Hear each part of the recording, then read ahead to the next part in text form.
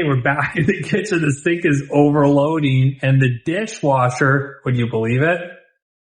It's flashing F8E4. So you know what that means? That means water in the basin below. So I'm going to use a couple tools here. We're going to open it up, clean out that basin, and it means there's a leak somewhere. And try to find that leak. I'm taking you along for the ride. We're going under. Okay, so that's going to move. And we got like a 10 mil on both sides. Okay, so it's a 5/16.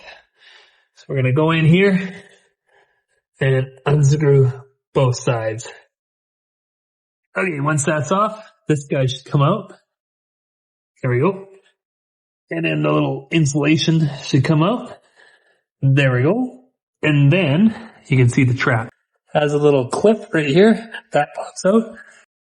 There we go. Hard to see, but you just lift that up and that pops out.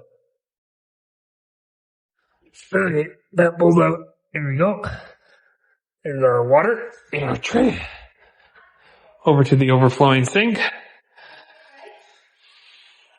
gonna leave that right there while I go shut the breaker off. Make sure you label everything. Dishwasher. That's off. So I'm looking to see if I can find anywhere where that water might be coming from. And I don't see anything. It all looks fine. So I think we'll put it back together. That just clips down on there and clips in over there and there. That hose sits on top of there. Oh, you can see there's a little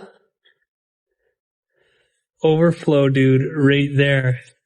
So that's probably where the water's coming from inside the unit. So let's open it up and check it out. There's another one right there. So if something overflows, it's filling into that tray. Okay, I took out that tray. I'm thinking it's that nasty line right there. I gotta clean up all that goop. Okay. Let's see. Ooh, we got some goodies here. Okay, that looks better. Okay, power back on. Let's go try it. Okay, we're gonna go normal, and can we do quick?